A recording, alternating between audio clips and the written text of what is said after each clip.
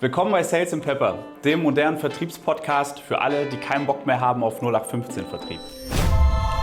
Hello and welcome back to Sales & Pepper podcast. My name is Dominic, your podcast host. And today, as you can clearly hear, this episode is going to be in English because I have an international guest here, one of the most experienced expert in sales, I would say. When I started my job at Pleo, he was the number one recommendation from my boss back then. And say, follow him. He has a lot of great tips. So I'm super happy. He's already the second time on the podcast. So happy to have you back all the way from Mexico, actually. Welcome back, Thibaut Souyris. Yeah, thank you so much for having me, Dominic. And I didn't know that, but I'm really glad to know that I was the first recommendation when you started at Pleo. So that's pretty cool. It's actually the truth. As said, you have been on the podcast in the past already. Today, we want to talk about 5 things that will always work no matter what in sales, despite the market conditions, because probably we all know that things in sales got pretty hard the last 2-3 years, I would say. We see a lot of companies that had big layoffs. We see a lot of people struggling in sales.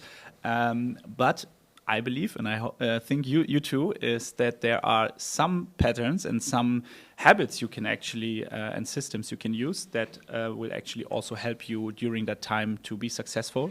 So before we jump into the topic, maybe a few more words about you and yourself. I just mentioned you are living in Mexico now. You moved to Mexico, I think 1 or 2 years ago with your wife and two boys, right? In September last year, yeah. Okay, so not that long, actually. So maybe my first question to you, what made you move to Mexico? So what made me move to Mexico? It's a bit of a complicated story, but I used to live in Berlin for 7 years. I think we met at the time there. And then I moved to south of France, and we were building a house in Mexico with my wife. We wanted to rent it. And then we just, were going every winter for 3 months. And then we started furnishing it, and we're like, this is just too nice. I don't want to have people in my furnitures. So we say, hey, let's go and move to Mexico. Yeah. So we could afford. So it was not the market conditions in Europe? No, not at all. So that's why we went to Mexico. My wife is Mexican, so that's why. Okay. So talking about Sales Thibaut, I just mentioned you are the founder of Sales Labs. So I remember when starting at Pleo, you had like a really nice newsletter. You sent out best practices, especially around cold calling and how to approach people and how to build systems in Outbound. What would you say, like, what are you standing for? What is your passion when it comes to sales?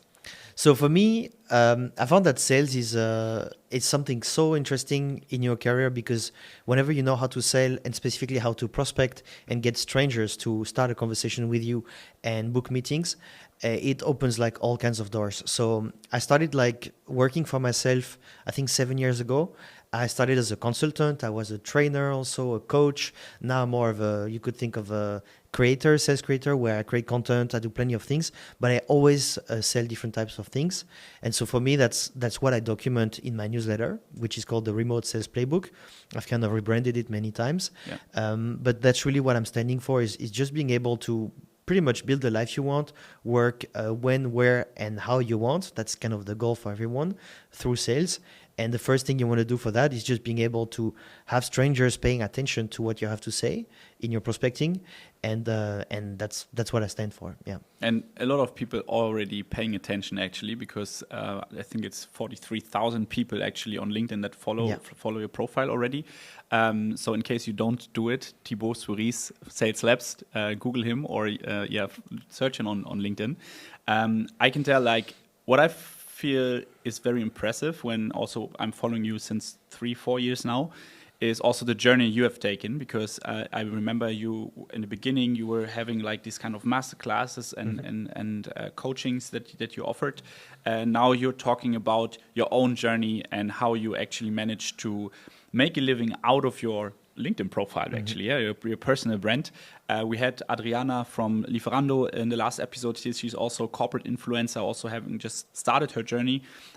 What I found very interesting is you talk a lot about also the deals that you're closing, the revenue you get in. Maybe you can share a bit on what you're working on right now and what makes it successful for you at the moment. Yeah.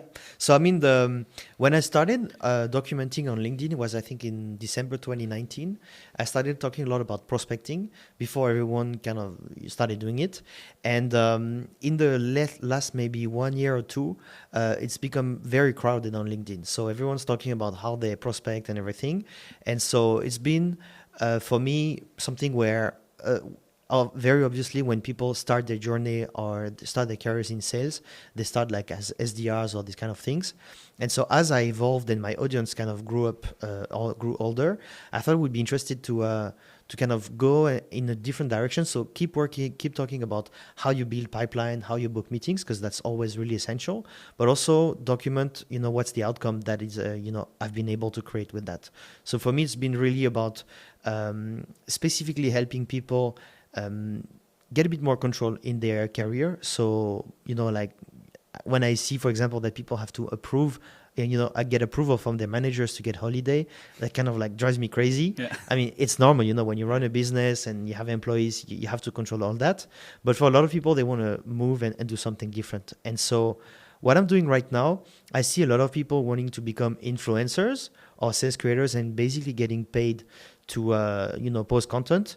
And I think I made like close to $100,000 just in sponsored content in the last 2.5 years.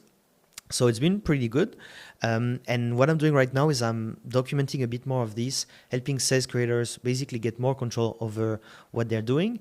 And I'm exploring this in a very kind of wide angle. So we're going to do a party together, which is a sales creator content party. That's, the first thing I'm doing about that in Berlin on the 25th of July. So that's going to be, really exciting. But I'm also thinking of becoming an agent, just like an NFL agent, have a bunch of creators, lend them some big contracts and get a cut of that. So that's kind of the different angles I'm approaching. And that's what I'm doing. So helping salespeople who are already creating basically monetize their content because there's so much money in this market. And that's really exciting. Kurze Pause, bevor es weitergeht. Zeit für unseren Partner Kickscale. Jeder, der im Sales arbeitet, kennt es. Admin-Kram nervt. Stundenlang Meeting-Notizen tippen, CRM aufräumen, E-Mails schreiben und dabei möchtest du doch eigentlich nur verkaufen. Mit Kickscale geht das auf Knopfdruck. Das Tool nimmt deine Sales Calls DSGVO-konform auf, fasst alles automatisch zusammen, überträgt die Infos direkt ins CRM und erstellt sogar eine fertige E-Mail für deinen Kunden. Weniger tippen, mehr Sales. Und als Hörer bekommst du exklusiv 50 kostenlose Meeting-Analysen. Link in den Shownotes. Und jetzt geht's weiter mit der Folge. And I agree. I think also for me, I mean, I'm far away from your followership. I think around 12,000 followers right now. But it's interesting to see also for me over the last 2 years that more and more startups and companies actually approaching me and ask me to speak about their product, about their services, and are willing to pay for that, right? So I think this is just like for most people working in sales, of course, this is not their main goal is to get sponsor deals from other companies, because if you are employed, normally cannot talk about other companies on your profile, right? So I think that's something normally I would say that most people can't do, because the company would just say, okay, you talk about us and not about other companies. But if you look to Instagram and stuff, I think this is like this trend of looking for thought leaders and influencers and paying them to promote your stuff. We have seen it on Instagram already the last years. And now what I see the last 2 years is this shift to LinkedIn, especially for tech companies that are willing to actually invest. They have really budgets, the marketing teams, just for thought leaders, because it's very niche. And this is something you can make good money out of it and have some let's say side money from your actual sales job. But I think one thing that comes with it is also you need to invest time for it, right? So I think this is something I see a lot of people struggling. Before we jump into this 5 tips topic, I think it's interesting to share. It's just like, what would you recommend people that want to invest in their personal brand? How should they start? Because I think looking to our audience here, most people will not do it to make a living out of it, but mainly because they want to generate pipeline probably. Yeah. So what's your advice here?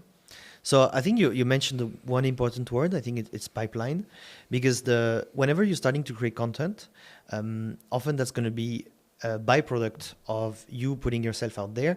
And it's not so much that you're going to have to talk about your company, what they do, or just the problems you solve with this company. It's more documenting who you are, your journey. And what I found is that you've seen the trends on LinkedIn where there's people who are 19 years old and they say, I generated $50,000 in the last 2 weeks doing this, comment AI bot, and I'm going to send you my AI bot. And these kind of like things, they create a lot of virality, a lot of impressions, but that are not really worth anything. So obviously you can get deals because if you get like 100,000 followers, the brands will approach you and say, hey, I want to work with you. They're going to pay you. And then they're going to realize nothing goes out of it. So I had posts where I got, 10 likes, 1,000 impressions. And there were some deals made out of this. So that's the thing where when you build an audience, you want to go and talk to the humans that are in the similar situation as you. You mentioned Adriana on the podcast where she talked about being a parent in sales. We are, a lot of people are parents in sales. Both of us are parents and working in sales.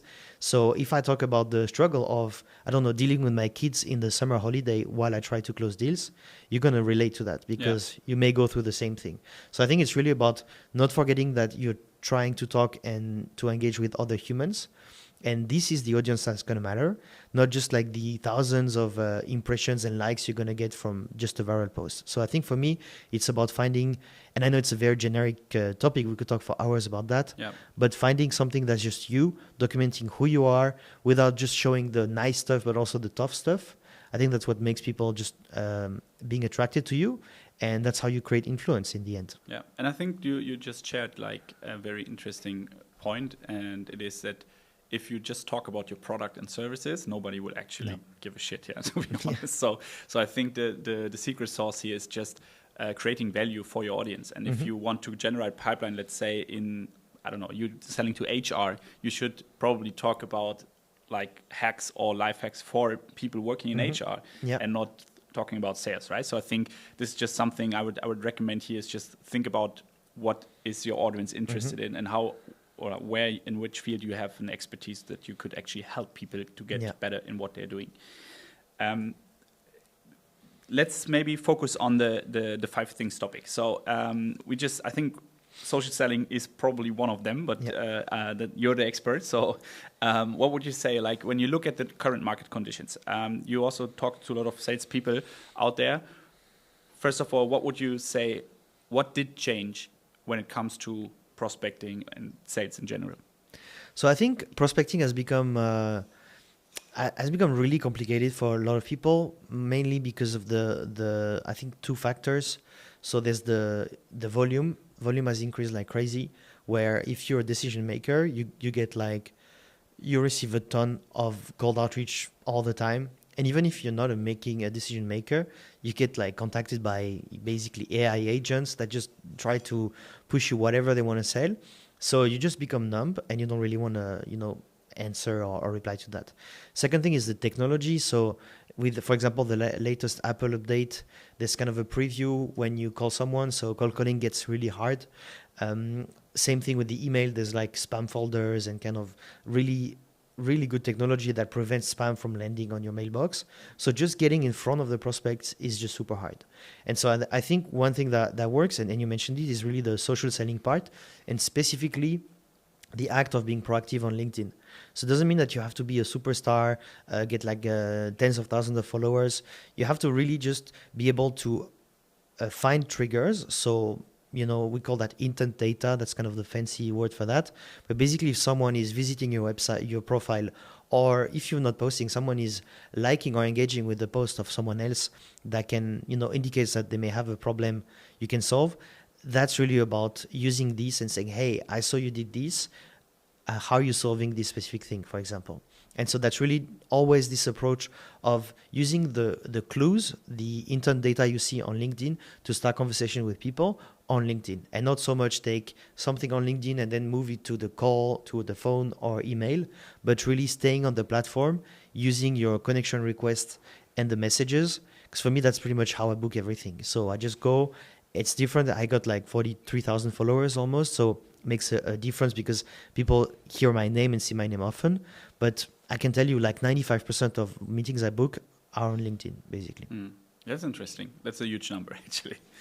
I remember our last episode, you talked about prospecting habits, and I just see the book Atomic Habits behind you, because I still remember what you shared with me, that you actually, you're one of the experts in outbound systems, I would say, on LinkedIn, and you shared with me that you actually don't like doing it, and that you actually force yourself to do it by brewing your coffee in the morning, then making 5 cold calls or approaching 5 prospects, and then you just start drinking your coffee. So I think that was a very interesting and funny habit you shared. And I think that's something I would like to go a bit deeper with you. It's like, what kind of systems and let's say workflows would you recommend people to actually nowadays generate pipeline? Because you talked about social selling and posting on LinkedIn, and I know a lot of people that just get lost with it. They don't have a system, they don't know what to post, they just like random posts. But what kind of systems would you say or would you recommend people to implement to really be successful in building pipeline and closing deals? So I think for the system, often people think they need to have a system. So they think about tech, they have to have like the best tools, and they have to have like crazy rituals and you know, like wake up in the morning at 4 a.m. having an ice bath. Exactly. These kind of things where it's all very complicated, very hard on you. And it's just like, as you said, you wake up and it's all, it's all things I think are, maybe goals you need to have or you can have. Personally, I'm not a guy who has crazy complicated systems. I just like systems that are repeatable and that kind of give me a quick feedback. So for me, in terms of prospecting, as you mentioned, I have one thing I love in the morning, it's the coffee. And one thing I hate, 2 things: working out and prospecting. So I kind of like, on prospecting, I'm good, it's fine. Working out, it's always been a struggle for me. But I kind of try to do these things first because that's the worst part of my day. So if it's done, it's fine. The rest of the day is going to be easy. And so for that, I found that a good way to get in the groove of prospecting is not to go and look for prospects or find someone I can contact, but saying, okay, I have a sequence. Let's say I have a 6-step sequence over 2 weeks. I'm going to go and start with the follow-ups. So I'm going to go to the, 5 or 6 tasks I'm going to get into my sales engagement tool. And I'm going to make sure that I check what's the latest I did with this person. So maybe I sent a message, a cold call, an email, a LinkedIn, or anything like that. And I'm going to check if they replied first. In most cases, they don't. So I'm going to do a follow-up. I'm going to follow, use a template that I have for that, or just go and change the template on the fly if I feel like it. Start with my follow-ups, and then I'm going to find 5 new people. Why do I do that?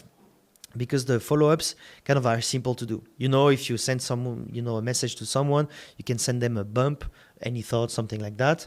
That's pretty simple. That's pretty quick to do. And you get this sense of achievement. So you've accomplished something.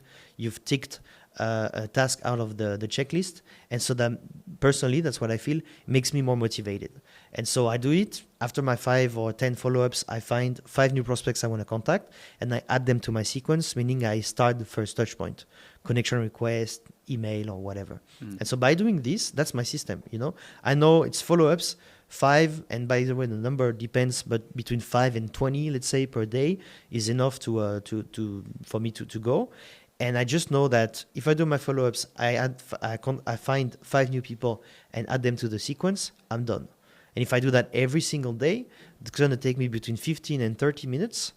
And I know, that this is the best thing that can, feed my engine. It's just like a car, you feed it gas or electricity nowadays. And if there's no gas or electricity, car doesn't run. So that's exactly the same. You want to make sure that there's prospects in your sequence every single day, instead of going for, 200 prospects on Monday and then just like being exhausted after a day of prospecting. Yeah, that's a very good point, because 5 is really not a big number, right? Easy. So I think that's totally something I can relate to. Mm-hmm. So just to summarize a bit, so I hear that you're saying like one thing that people really should do is investing in their personal brand, or let's say in building trust in your audience, right? Mm-hmm. I think that's what social selling is about. It's like getting or like that people get to know you and start having trust when it comes to your services. The second thing that you're saying is just implement prospecting habits that actually especially if you don't like it, then you maybe start right in the morning, but block your time and just do it. And it doesn't need to be like, as you said, like 200, but at least 5 should be fine. Yeah. You mentioned tools, and I think we will also have a lot of topics like around AI here on the podcast and tooling. But I would be very interested in, how does your personal tech stack look like? Like what's a must-have, and what would you say maybe it's just a hype? So I think most of the tools we use are just hype. So when tools are AI, agentic, gen forward, whatever, this is mostly crap. I'm saying that there's a lot of great AI tools, but that's the issue with AI. For example, if you're creative and you're doing design or video editing or whatever, AI is fantastic, saves you a ton of time.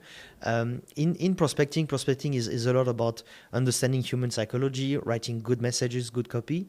And if you don't know how to prompt the right AI, it's not going to work well. So I think that's one thing, is just be careful of the AI hype, because for now, I don't think it's actually that good, and it doesn't really replace the years of experience you have to write content, or not just content, but write emails so people actually reply. This is like the toughest part.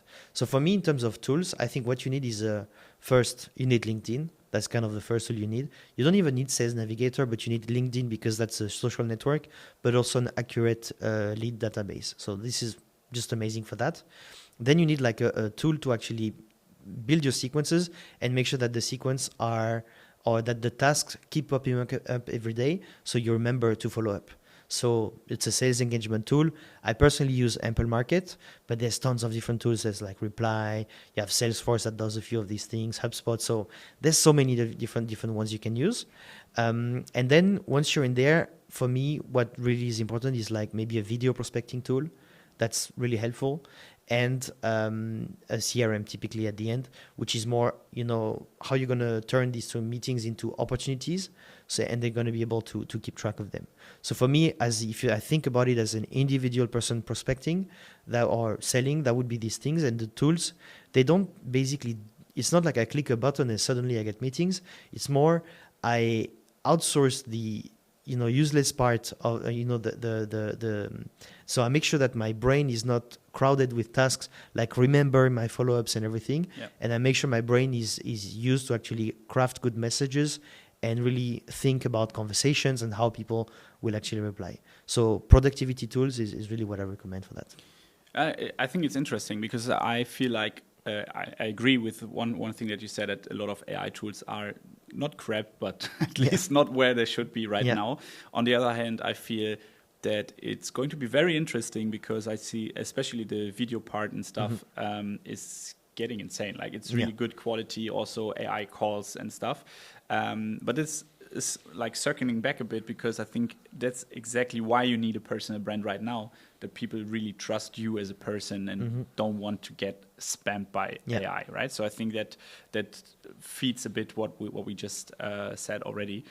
Do you have like kind of a let's say, because of what you just shared, I think I agree.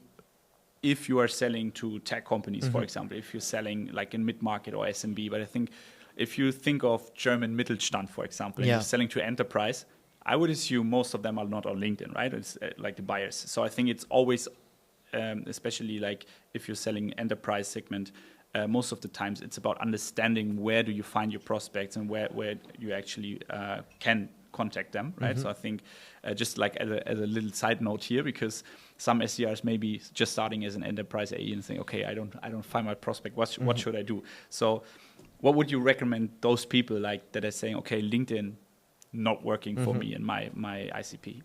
So I think the German Mittelstand is something I've heard for years, but that's I don't know what the stat again, but I think they make up for 90% of the GDP of the production of value in Germany. So, and they're just doing like I don't know if you think about public trash cans or whatever, but they're making hundreds of millions doing that. So that's the thing, is it's always thinking about where your prospects hang out. Yeah. So, for example, I live in Mexico, in San Miguel de Allende, and so LinkedIn over there, there's like 3 guys on LinkedIn who live there, one being me. So if you want to sell something in there, you won't be able to do it. So it's really about just finding where they hang out. And sometimes it's not really online. There's like trade shows, trade fairs and everything. So these are, I would say for Mittelstand, that's where most, I think, of the leads can be found. But it's really about finding where they hang out. So it can be on the golf course, can be on, like there's so many different ways to do that. So I think it's really about making sure your prospects are in the right place, or you're looking for in the right place. And sometimes, yeah, that's a bit sad because, you see all these things on LinkedIn and how it can be useful. And also it's, I think, being a bit patient because LinkedIn, I remember when I think 7 or 8 years ago, when I was living in Berlin, it was, like no one in Germany was in there. Now there's a lot more that's being done. There's a lot more people that are like going on LinkedIn every day in Germany. So I think it's changing a bit, but yeah, it's just about finding the right place. And unfortunately, sometimes these people are not super, present online. So, you have the good old cold calling. I think that works well. And, maybe getting closer to trade shows and events and these kind of things. Yeah, I agree with that. So coming back to the topic, you mentioned already it's about systems and tooling. Let's say I would assume that most people listening in here today, normally they have a system in place, right? So they do outbound calling, maybe they get some inbound leads, but still they're struggling with closing. Like people say, well, we don't have a budget or whatever, like sales cycles getting longer. What would you say, like for most salespeople, like what are you seeing like in the market right now? And what would you say, how do need people to adapt to that? Like what's the, let's say, mindset shift or whatever that people need to take besides the tooling and all the systems that we are having in place? So I think one of the big issue in the market now, especially if you look at LinkedIn and cold email and everything, even phones, now phone calls, is that there's a thing called the Turing's test, I think, is basically when you're able to determine if something in front of you is a machine or a human. That's what we're doing in every decision, we in every call message we receive. You receive a call message and you're like, is this thing generated by a person or by an AI? And so that's kind of like the first question people start asking themselves when they receive a cold email, cold LinkedIn or anything. It's like, is there a real human who actually took the time to check what I'm doing and try to connect with that? And so I think that's really a huge moat and differentiator, is being able to show that you're human, you've done the work, you've used AI tools to actually make your life simpler, whatever, but you're trying to connect with this person. I give you an example, which is not exactly cold outreach, but the AI comments you see on LinkedIn. So whenever you go on LinkedIn, you do a post. I'm sure you've seen that a lot. And people start paraphrasing whatever you said, or just say, just curious how you do this or whatever. And so they use, like it's basically an AI agent that identified you as the person of interest, let's say, to talk to. And they comment on the behalf of the person they're supposed to represent. And when you ask the person, hey, what's this comment you've sent me? They're like, I don't know. What are you talking about? Because the agent has been working in the background doing, stuff on their behalf. So I tried once, and after 2 weeks, I realized that I was sending hundreds of mails to people, a lot of people that I knew. And they were like, what is this message? Why are you reaching out like that? Yeah. And so that's the thing is, that's a great opportunity. I don't know how long it's going to last because these AI stuff, they catch up really quick. But the opportunity to really do everything you can to stand as human. And so for me, that's really what I'm trying to do. So if you think about videos, if you think about voice notes, and all these things that make you imperfect, this is how you show you're human. So like the chat, when you start a sentence in LinkedIn without like a capital letter, that's kind of a really simple trick where a lot of AIs, they just don't do it this way. So just how can you be the most human? And for me, I can tell you the message template I can share with everyone that works the best is what's up? Hey, what's up? And people just like, yeah. And then they start the conversation. So obviously with people I know, but that's the thing where if I can show people I'm human and I'm not just like some automated stuff, or they're not just like a target into a lead generation campaign, that's really helpful. Yeah. I think especially what you're also building right now with the sales creator community, right? I think what is super important right now as well is like coming back to this human factor is also try to connect with people that are selling to the same audience than you, or like facing the same struggles than you, also try to build communities around your ICP, right? And go to, like, let's say, in-person events, some kind of breakfast clubs or whatever is out there. So I think being present in real life and show your face and show who you are as a person also helps you building these kind of really deep connections that you can, like, let's say, not at 2 a.m. at night, but you can pick up your phone and just call somebody and say, hey, look, I'm facing that problem. Can you help me? Or can you introduce me to XYZ? This helped me a lot when I was building the circus, for example, that I had already quite good network through SDS of Germany in the sales space. And I could then, of course, selling to salespeople was easier for me because I had the network already. So I think what I see also with my coaches a lot is they feel like they're not really connected with your target audience, right? They're like, maybe they go on a fair or whatever, but it's always this kind of professional masquerade that they're wearing, and they're not really interested in getting into that bubble and in that space and connect and help people in the end also as well, right? So I think this is what I would recommend to people out there is really go out there, go into networks and really connect with your audience and try to help them, and then it will come back and pay back 2 or 3 times in the end, right? There was a lot of great tips already, Thibaut, but maybe like looking to what you've said already, is there anything that you would add on that you would say, okay, this is something you should take a look at right now because this will help you be successful when things are not going well right now? So I think for me, and it all comes to a mentor I had, Skip Miller, who passed away like I think 2 or 3 years ago. But he was, I remember when I did my first kind of, I was working in the last job I ever had, basically in California in a sales training. And so normally sales trainings are pretty boring. But this was like really life-changing for me. And really, I mean life-changing because it changed the whole trajectory of my career. But basically, he said something, and you know, selling for me was about convincing. You go and you're like this very extrovert person, and you just want to, you know, show people how you have the best product, the best thing, and why they should invest with you. And I think it's just taking the opposite approach of trying to disqualify people instead of qualify them. So find all the ways and discuss with them of all the ways you're not a good fit for them. And so I found that works really well because that kind of shifts the focus from you and your product to their problem also. And so when you really try to go dig for problems and then find that, you know, just like voice your doubts about how you're going to be able to solve the problem, people typically, they like, if the problem is important to them, they're going to get desperate and try to convince you why you should work with them. So that's one thing I worked with, you know, in conjunction is problem. So focus on problems and focus on disqualifying people. It's just a perfect mix. And then you start seeing that your deals have energy. And so, you know, you have a lot of experience in sales. So you know that there's sometimes you can just like really feel like a deal is going to close. And you don't really know why, but I found that it's a great way to test it because you don't close people. It's not like, hey, I want to sell you something and I'm going to sell you. Or that's not how it works. It's more you have a problem, and by the conversation we're going to have together, you're going to, you know, build your trust in me or my solution to help you solve a part of this problem. So for me, that's really problem disqualification. That's kind of the best combo. When everything goes wrong, you know, when you just go back to these basics, the beauty of the world is that there's always problems to solve.